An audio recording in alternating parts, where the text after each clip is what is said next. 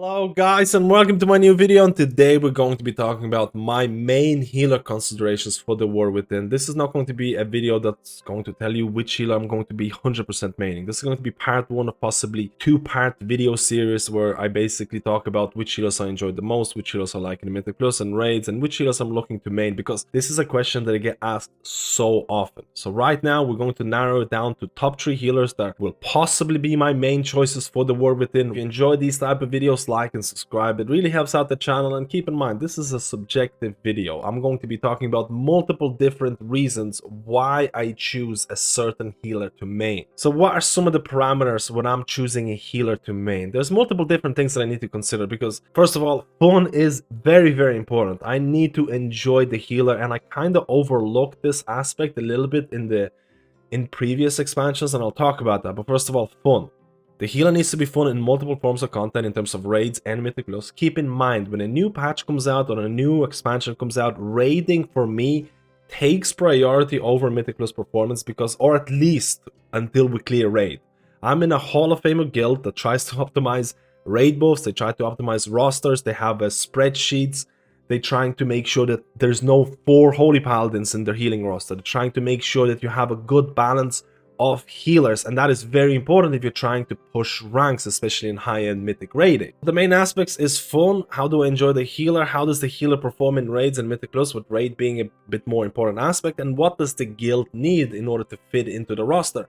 And historically speaking, I've done something like this, for example, in Dragonflight. I made Preservation Evoker in Season 1. Now, Preservation Evoker in Season 1 was absolutely insane. It was really fun to play. It was just a busted healer. In Season 2, I also played Preservation Evoker because Guild asked me to play Preservation Evoker, and I was already familiar with this spec.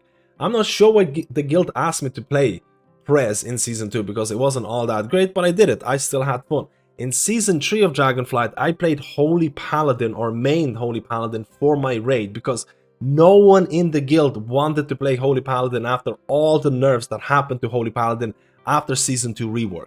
So I basically ended up playing Holy Paladin. I really didn't enjoy it, and I really don't want to make the same mistake where I choose a healer or try to help out the guild and I just hate my time. Because you have to remember, we were progressing mythic bosses, mythic Tindral, mythic Firak. Spending 300-400 tries on bosses with healer that I didn't really enjoy was honestly painful. So I'm trying to mitigate some of my mistakes in choosing a main, and that is definitely a consideration for this video. But let's go and get started. And in no particular order, let's start off with the first healer, and that's going to be Resto Shaman. Now, Resto Shaman did receive a rework. I'm saying this with quotation marks because I don't really think it could be quantified as a rework, because the changes were more of improvements to your talents, improvements to your routing in terms of which talents to pick up, and improvements in terms of utility. Now, Resto Shaman for me has been close to my heart for a long time, because I did main Shaman for quite a bit in terms of previous expansions. I didn't get to play Resto Shaman all that much in Dragonflight, so it is a healer that I'm kind of leaning towards. And what's happening to Resto Shaman in the War Within? Well, there's improvements in terms of utility. For example, all of the Shaman specs are now have a raid buff, Sky Fury, which basically provides a raid-wide Wind Fury with added bonus of Mastery. And this is really great, because now you'll need at least one Shaman in your raid, and that doesn't have to be Enhancement Shaman. Enhancement Shaman used to have this niche where they no longer have this, so now you need at least one Shaman, and it doesn't have to be Enhancement Shaman. Other added utility, you have an easier way of picking up Ancestral Vigor. It's now a 1 point instead of 2 points. It provides 10% HP, and then you also have True Downpour, added ways of increasing players' HP, and those things kind of stack. For example, look at my HP right now. I have 5.5 million. If I cast Healing Rain, I'm going to be able to cast Downpour in the next 6 seconds. I cast Downpour, then I get my HP is 6.1. And then I cast Riptide on myself, and now my HP is 6.7. That is because there are multiple ways to proc Ancestral Vigor in terms of increasing HP, and then Downpour also adds HP increases. And now you could say to some extent that Resto Shaman has 1.5 raid buffs, because you do have Sky Fury, and then on top of this you have ways of increasing players' HP. So honestly, if the tuning is relatively decent for Resto Shaman, if Resto Shaman can provide decent HPS in raids, the utility that Shaman provides, honestly, I am a betting person, and if the tuning is okay, I'm willing to bet that there's going to be a lot of mythic raiding guilds that are looking at Resto Shaman in a serious capacity of including it in their mythic raiding roster. And for me, raiding is important, or more important, at the start of a new expansion, of a new patch, until we clear the raid, and Resto Shaman is looking to provide a decent utility. Which is honestly a little bit weird, because if you look at certain other changes, for example, for Monk, they did remove Generous Spore, they did remove Close to Heart in terms of providing this kind of group utility. That's gone. And if you look at Paladin, they did remove Retribution Aura, which is another way of Blizzard saying, hey, previously you would want a Holy Paladin with Devo Aura because of Aura Mastery, and then you would want another Paladin who would provide Red Aura. And this would be ways of, how do I say, maximizing your raid buffs. Blizzard removed Red Aura. And on top of that, Resto Shaman rework has made a lot of your cooldowns feel stronger, because you got talents like Spouting Spirits that makes your Spirit Link Totem stronger. You will also have stronger Ascendants depending on which choice node you pick, whether it's going to be first Ascendant or whether it's going to be Preeminent. Which again kind of goes against Blizzard's previous mentality, and there's been a bunch of AoE cooldowns that have been nerfed in Dragonflight because Blizzard said, we don't want them to be too impactful, but yet we're making Resto Shaman cooldowns feel stronger or have shorter cooldown depending on which talents you pick. We're giving Shaman extra utility, and even Resto Shaman specific utility that is easier to pick, while we're also removing utility from certain other classes. Honestly, Shaman feels like an anomaly, and I'm all for this. And in terms of gameplay, I'm enjoying my Resto Shaman a lot. I know during my testing, especially on the last week build, there were so many bugs, so many talents were not working, so many interactions were not properly, or maybe some of the interactions were even bugged and they're doing more healing. But I really do enjoy the different hero talent builds right now in terms of Totemic, in terms of Farseer.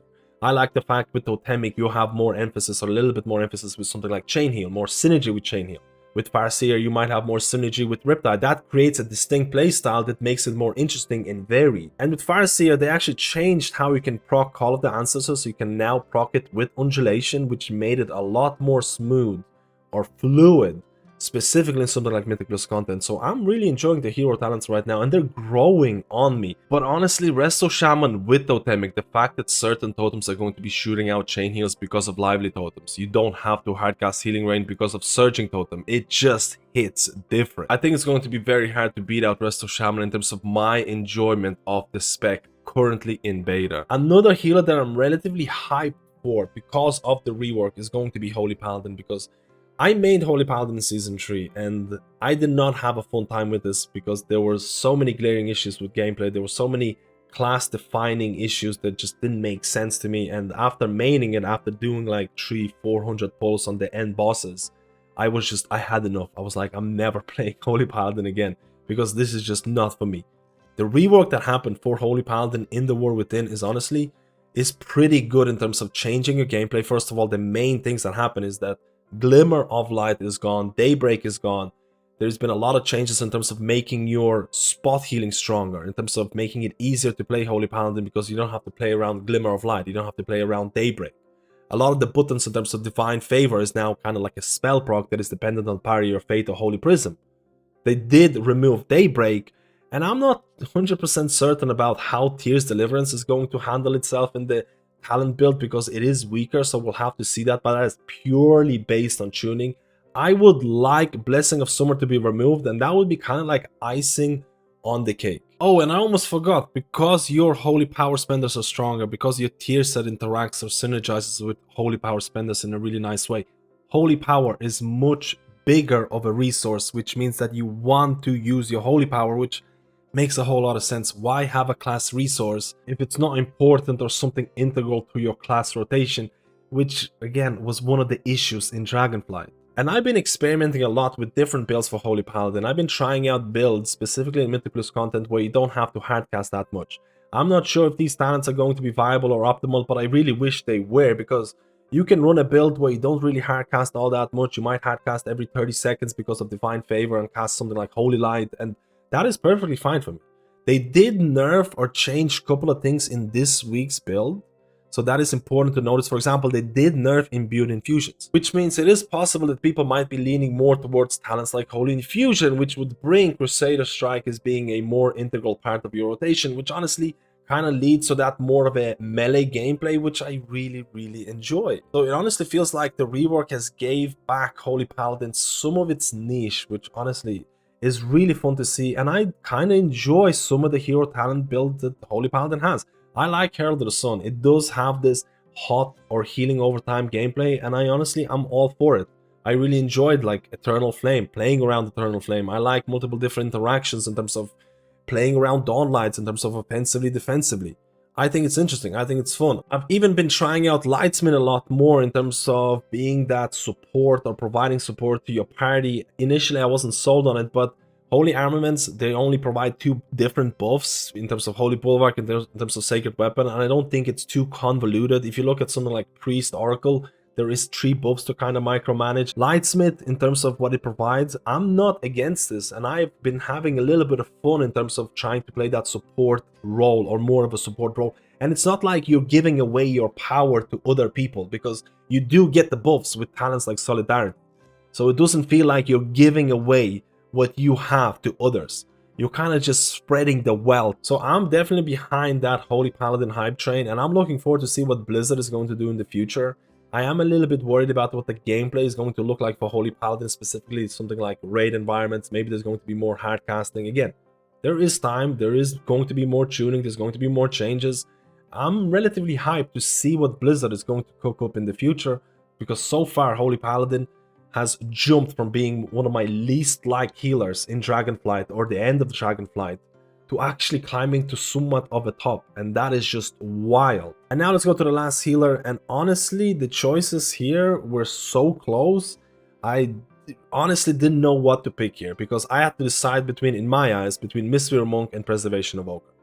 And I went back and forth, which one do I like more, which one provides more to the guild, and all of those things, and I just could not really decide, so I just went with like my gut instinct, and I picked out Preservation Evoker. So why did I pick Preservation Evoker? Because honestly, it's one of the most fun healers that I've been playing in the War Within.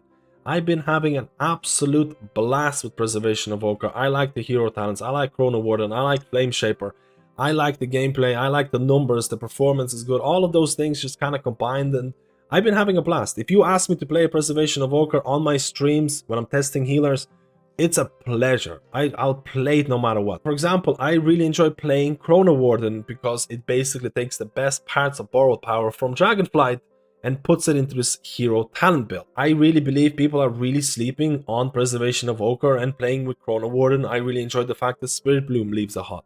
I really like the fact that it empowers your living flames, it empowers your empowered abilities. You're also buffing allies through Tread of Fates. It makes Tip the Scales a bigger cooldown, and it just feels better to play. I think Preservation Evoker is really fun. You remember a tier set from Dragonflight which allowed you to have instant cast living flames? Well, that's being brought back as a preservation talent. This is what I mean about the best borrowed power being brought back for this new expansion. There's a lot of things to be happy about while playing Preservation Evoker. Or you could just play Flame Shaper, and I've also been enjoying Flame Shaper because you're getting Engulf, and you can use Engulf in multiple different ways in terms of providing single target healing, single target damage, AoE burst healing because of things like Consume Flame. And even though it doesn't say in the Consume Flame tooltip, you can use Engulf on targets that have Fire Breath, and you're detonating it to add additional AoE damage. So you're getting a button in terms of Engulf, and you can use it in multiple different ways, especially because you can optimize it or empower it by having more hots on dots on the target. And that honestly, it makes the button feel impactful. But honestly, the only reason that I had so many reservations about whether to pick Preservation Evoker or put it in this top 3 list is because the range limitations. Now, I know I've been moaning or talking about range limitations a lot, and some people are getting tired of it, and I can honestly see where you're coming from. But at the end of the day, range limitations for me is probably one of the biggest aspects that's pushing me away from playing Preservation Evoker. And I know you can play around range limitations, I know you can still have a good time with it, but if there is going to be a raid boss, let's say for example I main my Preservation Evoker, and there's going to be a raid boss where there's going to be Dispel mechanics, something like Tinjo, and I have to spend 300-400 tries playing around Dispel mechanics with Preservation Evoker who has range limitations, that would be a nightmare. Let's say, for example, if I do decide push Mythic Plus content with Preservation Evoker, and there's going to be certain dungeons where you have to spread or you cannot stack, and then I have to play around people spreading, and then I miss a GCD or someone's out of range, they die, keys depleted. That'll give me anxiety. Healing is not easy already, and if there's going to be more restrictions to healers or make healing harder, that's going to just give me more anxiety. If I decide to push high-end content, and if there's going to be fights that don't work with Preservation Evoker's range limitations, that's just going to make me doubt my choices. And I know I bang on or moan about this all the time, but I still feel personally that if the range limitations would be reduced for Preservation Evoker, it would jump to the top of my list in terms of the most fun healers in World of Warcraft. Right now, it is still so fun that I'm willing to look past the range limitations, but it's not a front runner, if you know what I mean. It's just kind of stuck in my mind. Guys, let me know. Would you play Preservation Evoker if range limitations would be lifted? How do you feel about the range limitations? Maybe this is a hot take from me, maybe I'm alone in this kind of opinion. To make a bit of a disclaimer about Preservation Evoker, because if you're someone who's looking purely to push high-end Mythic Plus content, one of my fears is that Preservation Evoker could be blasting, but it might not get invited in high-end Mythic Plus skis because augmentation is doing really well and people don't want to overlap utilities. Of course, this is purely dependent on tuning, but right now augmentation is doing really well, and I really don't want the situation repeating in the War Within. And now let's talk about some of the healers that didn't make the list and why. Now, first of all, Mistweaver Monk was basically in that top 3 list, and I just decided last second in terms of my gut feeling to choose Preservation Evoker, but I'm going back and forth constantly because Mistweaver Monk in that Mythic Plus playstyle in terms of Jade Firestorm, Ancient Teachings, Rising Mist, that gameplay is extremely fun, and I have an absolute blast with Mistweaver Monk. I might or should change the video to my top 4 healers, because Mistweaver Monk, I just cannot believe I'm not including it in my top 3 list. I'm a little bit uncertain about what the Mistweaver Monk playstyle is going to be in raids, because I did see quite a few logs running that Tear of Morning build, running that Yulon build, or not running Jade Firestorm. It is possible you might have something similar that happened in Dragonflight, where in Mythic Plus content you might have a completely different build compared to raiding content. And that might be a little bit scary for a lot of people, because some people just enjoy that, for example, Jade Firestorm build, and they just want to play that in all forms of content, and they might not be able to do that.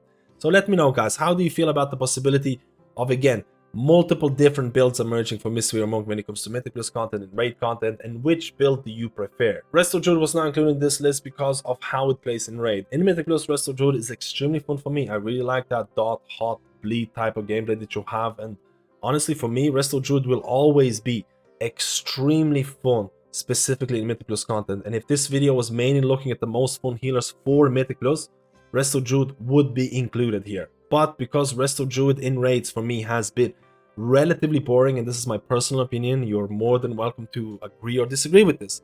Resto Druid in raids just doesn't hit the same, and I'm not sure if the changes that are happening in the War Within for Resto Druid are going to change or make it more fun specifically for me. I would like to see some buffs happening to Flourish to make your ramps more impactful or more rewarding, something like in raid content, but I'm not sure if Blizzard is gonna do that, even though they went back on their kind of philosophy with Resto Shaman and Resto Shaman cooldowns.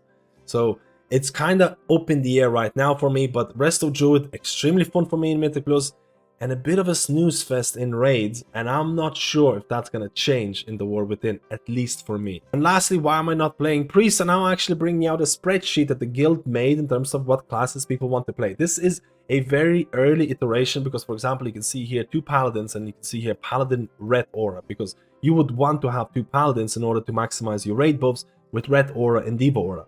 That's no longer there because Red Aura has been removed, so it's a little bit outdated, but you can see that our roster already has 2 priests that have been there for quite a while, and they want to play priests, and it's going to be very hard to have 3 priests, which is fine because there's plenty of other healers that I really enjoy. You can see my name here is listed under Shaman, but I have an option of Resto Shaman, Resto Druid, Mistweaver, Preservation Evoker, and honestly, I could play Holy Paladin because I did tell them initially that I don't want to play Holy Paladin.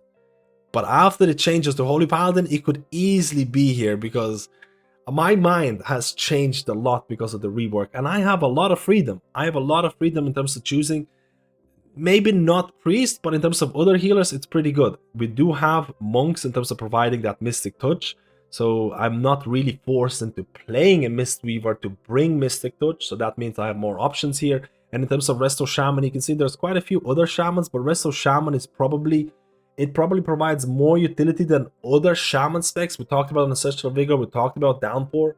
So I do think if you want to bring a shaman, Resto Shaman might be the better option depending on the tuning. Maybe Elemental is going to be absolutely blast in terms of damage. Maybe Enhancement is going to blast in terms of damage. But if everything's the same, Resto Shaman does have a little bit of an edge. And there is no Preservation Evoker here either, so I could play Preservation. We do have Augmentation, 2 augmentations right now. And in terms of Druid, we do have a Druid player to provide that Mark of the Wild, and this person is pretty much going to be mandatory for most of the raid progression because Mark of the Wild is really good, which means that I'm not really forced to play Resto Druid either in order to provide that buff, because I don't want to play Resto Druid in raid content, because I find Resto Druid to be much more fun in Mythic Plus, where you're juggling a bunch of different other aspects. But overall, these are my top 3 healers right now in terms of fun, in terms of what the guild needs. I know there's going to be more changes, I know there's going to be more tuning, and I know certain healers have very different gameplay when it comes to Mythic Plus and when it comes to raiding, and that can be really scary because you might main a healer and you really like them in Mythic Plus, but the raid gameplay might be something that you kind of dislike, and that is purely going to be decided on tuning, on talent tuning, and that is going to be decided closer when you get to the release of the War Within. But overall, these 3 healers I'm really enjoying right now. I'm really hyped about them. I'm really happy or looking forward to see what Blizzard is going to add more. And guys, let me know which healer you're maining in the War Within, or if you're not decided, which are your top 3 healers right now. And if you like this video, like and subscribe. It really helps out my channel, and I'll see you in my next video.